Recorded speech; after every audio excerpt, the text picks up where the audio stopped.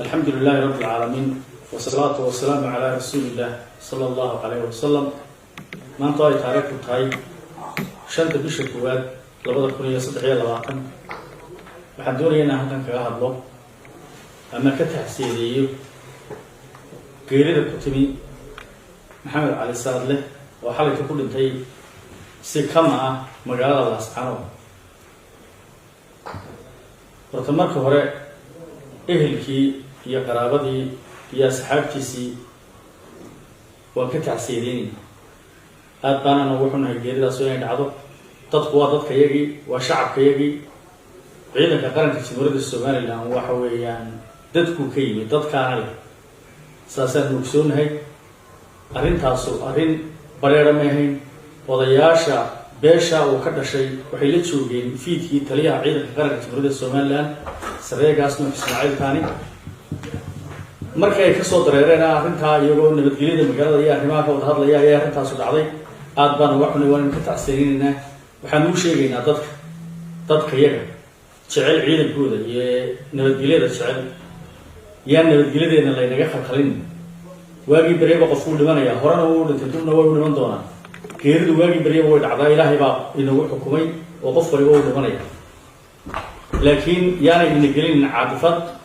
arrinta xalay ka dhacday ciidanka qaranka ka dhacday cidii ay ka dhacdayna gacantan ku haynaa way xiriin wixii ay yeeshaan maxkamadda la soo taagi doonaa hadii Allah awood la ogolaado oo dambi waxay ka yeeshaan bay qaadan doonaan laakiin laba nin baan arrinta u haynaa oo rasaasta riday waxay sheegayaan history isagu rasaasta kaga horeeyay oo qorisatay oo ku soo riday arrinta maxkamadda baari doonta maxkamadda horgeyn doonaa hadii Allah awood laakiin yaani noqon caadifad inaga dimisan nabadgelyada iyo magaalada haddii nabadgelyadu faraha ka baxdo ciidanka qaranku xalay markii hawshaas dhacday magaalada uu ka baxay xiriyihiisu tagay annagoo dhowrayna inaan dhib intaa ka weyn dhicin laakiin niman dhalinyaro ah oo jaadlayaal oo caadifaday qaaday ayaa magaalada soo galay qoryo la soo galay waan u jeednaa odayaashoodii iyo garaadkii iyo duqeydii iyo waxkaradkii beesha ayaa codsatay inaan ciidanka qaranku soo gelin iyagoo ay ka saarayaan magaalada ay nabadgelyada gacanta ku qabanayaan iyagaa noo tixgelin ilaa haddana tixgelintaasa ciidanka qaranku kaga joogaa magaalada haddii ay dhaafto tixgelintaas oo odayaasha iyo waxgaradka taladooda la diido ciidanka qaranku dee hawshiisu qabsan doonaayo nabadgelyadu inay khalkhasho oo dadku fawdo galaan oo magaaladu burburto ciidanka qaranku eegan maayo sidaa darteed waxaanu leenahay samariyey mana lahay naga siiya maxamed cali saadle caqligu ha shaqeeyo aan isu nimaadno waxba ma kala nihin